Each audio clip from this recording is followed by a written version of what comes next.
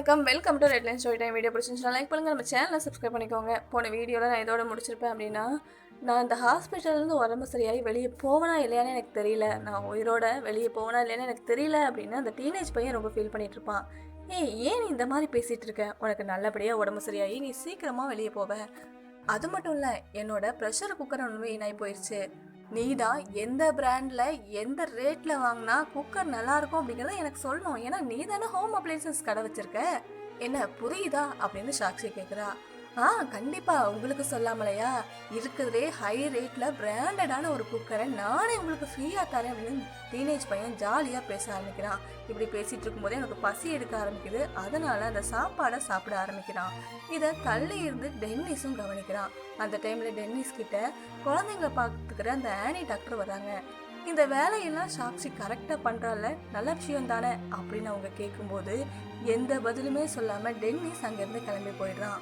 அடுத்து சாக்ஷி என்ன பண்ணுவாங்கன்னா, காலையிலே டென்னிஸ் சாப்பிடலன்னு சொல்லியிருப்பான். அதனால் ஒரு ப்ரெட்டை வாங்கிட்டு அவனோட இடத்துக்கு போகிறான். அங்கே அவன் டேபிளில் ப்ரெட்டை வைக்கும்போது பக்கத்தில் ஒரு ஃபோட்டோ இருக்குது. அதாவது டென்னிஸ் டாக்டர் படிக்கும்போது அந்த காலேஜில் அவன் ஃப்ரெண்ட்ஸோடு எடுத்துக்கிட்ட ஃபோட்டோஸ். அதில் அவன் ரொம்பவே சிரிச்சுட்டு அழகாக இருப்பான்.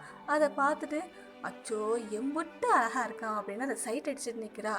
பின்னாடியே டென்னிஸ் வந்துடுறான். யாரோ என் ரூம்குள்ளே திருட வந்திருக்காங்க போலையே, நான் வேணா செக்யூரிட்டிக்கு ஃபோன் பண்ணி சொல்லட்டுமா அப்படின்னு டென்னிஸ் கேட்கும்போது, தாராளமாக சொல்லுங்கள். அதுவும் எதை திருட வந்திருக்கேன்னு கேட்டால் உங்களோட மனசை திருட வந்திருக்கேன்னு சொல்லுங்கள், என்ன ஓகேவா அப்படின்னு சாக்ஷி கேட்குறா. டென்னிஸ் முறைச்சிக்கிட்டே டேபிளில் வந்து உட்காடுறான். அந்த இடத்துல ஒரு சார்ட்டில் எந்த டாக்டர் எந்தெந்த நாள் ஒர்க் பார்ப்பாங்க, எப்போ லீவில் இருப்பாங்க அப்படிங்கிற அந்த டைம் டேபிள் இருக்குது. அதை சாக்ஷி பார்த்துட்டு இருக்கும்போது டென்னிஸுக்கு எப்போவுமே எல்லா நாட்களையும் வேலை இருக்கிற மாதிரி தான் போட்டிருக்காங்க. உடனே டென்னிஸ் கிட்ட வந்து சாக்ஷி கேட்குறா, உங்களுக்கு லீவே கிடையாதா? டெய்லி தான் டியூட்டி பார்ப்பீங்களா? அப்படின்னா இது வரைக்கும் நீங்கள் எந்த பொண்ணையும் லவ் பண்ணியிருக்க வாய்ப்பே இல்லை, கரெக்டு தானே அப்படின்னு சாக்ஷி கேட்டதும் அந்த டைமில் டென்னிஸ் தண்ணி குடிச்சிட்டு இருப்பான். அதை துப்பிட்டு பொறையேறி போய் உட்காந்துருக்கான். அவளை பார்த்து டென்னிஸ் முறைச்சிட்டு இருக்கும்போதே உள்ள டென்னிஸோட ஃப்ரெண்டு கைரான் வர்றாரு.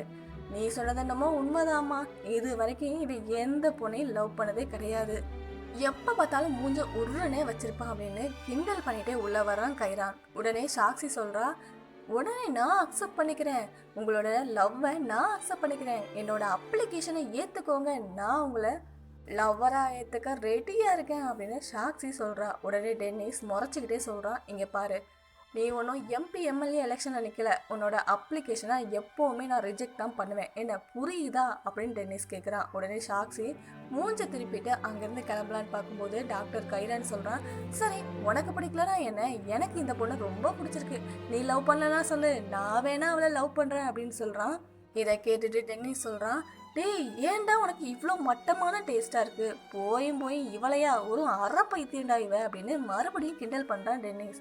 உடனே சாக்ஷி மூச்சு திருப்பிட்டு அங்கேருந்து போயிடுறா. சாக்ஷி வெளியே போயிட்டாளா அப்படிங்கிறத கன்ஃபார்ம் பண்ணிவிட்டு அவள் வாங்கிட்டு வந்த ப்ரெட்டை சாப்பிட்டுட்டு இருக்கான் டென்னிஸ், அதுவும் ஒரு சின்ன சிரிப்போட. இதே நேரத்தில் அந்த டீனேஜ் பையனோட ஹார்ட் பீட்டோட அந்த அளவு மாறுறத நிஷா கவனிக்கிறா. உடனே எல்லா டாக்டர்ஸ்டையும் இன்ஃபார்ம் பண்ணுறா. வந்து செக் பண்ணி பார்க்கும்போது அவனுக்கு இப்போவே ஒரு சின்ன ஆப்ரேஷன் பண்ணி ஆகணும் அப்படின்னு தெரியுது. உடனே ஆப்ரேஷனுக்கு ஏற்பாடு பண்ணுறாங்க. டென்னிஸ் தான் ஆப்ரேஷன் பண்ண போகிறான். அப்போது சாக்ஷி கேட்குறா, நான் வந்து உங்களுக்கு ஹெல்ப் பண்ணுற நர்ஸாக உள்ளே வரட்டுமா அப்படின்னு கேட்கும்போது, நீ வேண்டாம், எனக்கு நிஷா தான் வேணும், நிஷா உள்ளே வரட்டும், நீ வர வேண்டாம் அப்படின்னு டென்னிஸ் கிளம்பிடுறான். ஒரு வழியாக ஆப்ரேஷனும் நல்லபடியாக முடியுது. ஆப்ரேஷனை முடிச்சுட்டு நிஷா வெளியே வர்றா.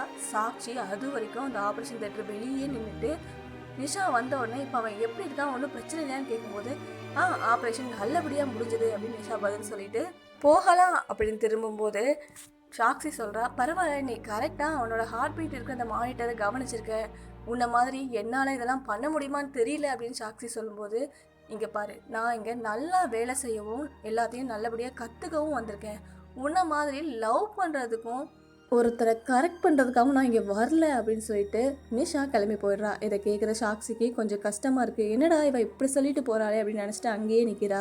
இதே டைமில் அங்கே ஒரு மேல் நர்ஸ் இருப்பா இல்லையா கணேஷ்னு, அவன் இன்னைக்கும் வழக்கம் போல் தேட்டர் போகிறான். அங்கே அந்த லெக்ஸி பொண்ணு வர்றா. அதை பார்த்துட்டு கணேஷ்க்கு ரொம்பவே சந்தோஷமாகுது. உடனே கணேஷ் வேகமாக அவங்கக்கிட்ட ஓடி போயிட்டு, உங்களுக்கு என்ன ஞாபகம் இருக்கா, அன்னைக்கு கூட நான் பாப்கார்னை உங்கள் மண்டை மேலே கொட்டிட்டேனே, உங்கள் தலைமுடியில் கூட ஒரு பாப்கார்ன் இருந்துச்சு அப்படின்னு கேட்கும்போது, இப்போ என்ன உனக்கு அந்த ஒரு பாப்கார்ன் இப்போ வேணுமா இந்தா புடி அப்படின்னு அவங்க வாங்கின ஒரு பாப்கார்ன் பாக்ஸ்ல இருந்து ஒரு பாப்கார்ன் எடுத்து அவன் வாயில திணிக்கிறா லெக்ஸி. சரின்னு லெக்ஸி அங்கேருந்து கிளம்பும்போது பின்னாடியே ஓடி போய் கணேஷ் ப்ளீஸ் ஒரு நிமிஷம் நில்லுங்க அப்படின்னு சொல்கிறான். உனக்கு என்னதான் வேணும் அப்படின்னு லெக்ஸி கேட்கும்போது எனக்கு உங்களை ரொம்ப ரொம்ப பிடிச்சிருக்கு அப்படின்னு உடனே பட்டுன்னு சொல்லிடுறான். இதை கேட்டுட்டு லெக்ஸி கேட்குறா, சரி எல்லாமே இருக்கட்டும், இப்போ நீ என்ன பண்ணிட்டு இருக்க அப்படின்னு கேட்குறா.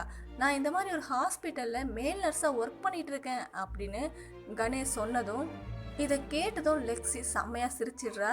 நீ இன்னும் வளரணும் தம்பி அப்படின்னு அங்கேருந்து கிளம்பிடுறா. ஏன் லெக்ஸி இப்படி சொல்லியிருப்பாங்கன்னா, அவங்களோட தம்பி வேலை செய்கிற அதே ஹாஸ்பிட்டலில் தான் இவன் ட்ரைனியாக வேலை செய்கிறான், அதுவும் இல்லாமல் நம்மளை விட ரொம்ப சின்ன பையன் அப்படிங்கிறது லெக்ஸிக்கு நல்லாவே தெரிஞ்சிருக்கும். அதனால தான் அவன் அப்படி சொல்லிட்டு கிளம்பியிருப்பா. ஆனால் கணேஷ் ரொம்பவே ஃபீல் பண்ணுறான். ஹாஸ்பிட்டலுக்கு போய் சாக்ஸிக்கிட்ட எல்லாத்தையும் சொல்கிறான். இதை கேட்டுட்டு சாக்ஸி சொல்கிறான், என்னையும் நான் விரும்புகிற பையன் ரிஜெக்ட் பண்ணிட்டான், உன்னையும் நீ விரும்புகிற பொண்ணு ரிஜெக்ட் பண்ணிட்டான், என்னப்பா வாழ்க்கை இது அப்படின்னு 2 பேரும் புலம்பிட்டு இருக்காங்க. மறுநாள் காலையிலே சாக்ஸி வேலைக்கு போகும்போது அங்க டென்னிஸ் அவனுக்குன்னு கொடுத்த ஒரு டாக்டர் ரூம்ல படுத்து தூங்கிட்டு இருக்கான். இதை பார்த்துட்டு சாக்ஸி மெதுவா கிட்ட போறான். ஐயோ, தூங்கும்போது கூட எவ்வளவு அழகா இருக்கான், நிஜமாவே இப்ப பார்க்க ஏஞ்சல் மாதிரியே இருக்கானே, பேசாம போய் தொட்டு பார்த்துட்டு வரலாமா அப்படின்னு டென்னிஸோட கண்ணத்தை தொல்லான்னு கிட்ட போகும்போது கரெக்டா முழிச்சிடுறான். உடனே பார்த்துட்டு பதட்டத்துல என்ன பண்ணணும்னு தெரியாம ஒரு 2 ஸ்டெப் தள்ளி போய் நிக்கிறா சாக்ஸி. இல்ல, நான் இங்க ஒரு முக்கியமான விஷயத்தை பத்தி கேட்க தான் வந்தேன். அந்த டீனேஜ் பையனுக்கு இன்னொரு மேஜர் ஆப்ரேஷன் ஒன்று பண்ணணுமாமே, அதில் ஹெல்பிங் நர்ஸாக நீங்கள் என்ன எடுத்துப்பீங்களா அப்படின்னு சாக்ஸி டென்னிஸ்கிட்ட கேட்குறா. அதெல்லாம் முடியவே முடியாது அப்படின்னு டென்னிஸ் பதில் சொல்லிட்டு அவன் பாட்டுக்கு பல் தேய்ச்சிட்டு இருக்கான். சரி அப்படியே ப்ரஷ் பண்ணிட்டு குளிச்சுட்டு வந்துடலாம் அப்படின்னு பாத்ரூம்குள்ளே போகலான்னு நினைக்கும் போது அதுக்குள்ளே சாக்ஸி பாத்ரூம்குள்ளே உள்ளே போய் கதவை பூட்டிட்டு, இப்போ நான் கதவை திறக்கணும், நீங்கள் குளிக்கணும் உள்ளே வந்து அப்படின்னா நான் அந்த நர்ஸாக இருப்பேன் அப்படின்னு நீ ஒத்துக்கிட்டா மட்டும்தான் நான் கதவை திறந்து வெளியே வருவேன் அப்படின்னு சொல்லுவா. உடனே வேற வழி இல்லாமல் சரிம்மா தாயே நீ நர்ஸாக இரு, அதாவது அந்த டீனேஜ் பையனுக்கு ஆப்ரேஷன் பண்ணும்போது நீ எனக்கு ஹெல்பிங் நர்ஸாக இருக்கலாம் அப்படிங்கிறத டென்னிஸ் சொல்லிடுறான். அதுக்கப்புறம் சாக்ஸி பாத்ரூம் கதவை திறந்துட்டு வெளியே வரா. உடனே சாக்ஸி ரொம்ப சந்தோஷமா இதை வேகமா ஓடி போய் அந்த டீனேஜ் பையன்கிட்ட பேசிக்கிட்டு ஹாப்பியா சொல்லிட்டு இருக்கா. பக்கத்துலேயே நிஷா நின்றுட்டு தான் இருக்கா. அதே நேரத்தில் அந்த இடத்துல ஒரு டிரைவர் ஒருத்தர் இருப்பார் இல்லையா, அவர் கொஞ்சம் காசை கொடுத்து சாக்ஸி கிட்ட எனக்காக கொஞ்சம் இந்த பொருளை மட்டும் வாங்கிட்டு வர முடியுமா அப்படின்னு கேட்குறாரு. சரி அப்படின்னு அதை வாங்கலாம் அப்படின்னு கீழே போகிறா சாக்ஸி. அதே நேரத்தில் இந்த டீனேஜ் பையனுக்கு ஒரு மாதிரி நெஞ்சு வலி மாதிரி வந்துடுது. உடனடியாக ஆப்ரேஷன் பண்ணணும் அப்படின்னு எல்லாத்தையும் எடுத்து வைக்கிறாங்க. ஹெல்பிங் நர்ஸாக உள்ள நிஷா தான் போகிறா. ஏன்னா சாக்ஸி தான் கீழே போயிட்டா இல்லையா, அவளுக்கு இங்கே என்ன நடந்துச்சு அப்படிங்கிறது தெரியாது. திரும்பி வரும்போது தான் சாக்ஸிக்கு தெரியுது ஏற்கனவே ஆப்ரேஷன் தியேட்டருக்குள்ளே கூட்டிகிட்டு போயிட்டாங்க அப்படின்னு. உடனே வேகமாக ஆப்ரேஷன் தியேட்டருக்குள்ளே போகிறா. போய் பார்த்துட்டு ஒரு மாதிரி பதறி போய் ஒரு ஓரமாக நிற்கிறா. ஏன்னா டாக்டர்ஸ் எல்லாரும் அங்கே ரத்த கலரியாக வேலை பார்த்துட்டு இருப்பாங்க. அது மட்டும் இல்லாமல் அவனோட உடம்பு ஒரு மாதிரி டீனேஜ் பையனோட உடம்பு தூக்கி போட்டுட்டு இருக்கும். இதை பார்த்து பயந்து ஒரு மாதிரி பதட்டத்தில் செவுத்தை ஒட்டி நிற்பா சாக்ஸி. என்னதான் இவங்க இவ்வளோ வேகமாக ட்ரீட்மெண்ட் பண்ணாலும் ஆனாலும் அந்த டீனேஜ் பையனை காப்பாற்ற முடியல, அவன் இறந்து போயிடுறான். இதை பார்த்துட்டு சாக்ஸி அப்படி ஒரு ஓரமாக உட்காந்துருக்கா. அங்கே டென்னிஸுமே ரொம்பவே ஃபீல் பண்ணிட்டு இருக்கான். அந்த இடத்துக்கு டென்னிஸோட ஃப்ரெண்டு கைரான் வரான். இங்கே பாரு, உன்னோட பேஷண்ட் இறந்து போனதுக்கு காரணம் நீ கிடையாது, அதனால நீ இந்த மாதிரி சோகமாக இருக்காது அப்படின்னு டென்னிஸ் கிட்ட சொல்கிறான் கைரான். எனக்கும் அது தெரியும் அப்படின்னு டென்னிஸ் அங்கேருந்து கிளம்பிடுறான். இதே நேரத்தில் சாக்ஸி மறுநாள் ஆயும் கூட சாப்பிடாம கொள்ளாமல் அப்படி ரொம்பவே கவலையாக இருக்கா. கதையில் அடுத்து என்ன நடக்கும் அப்படிங்கிறத மீண்டும் ஒரு நல்ல பதிவில் சந்திக்கலாம். பாய்.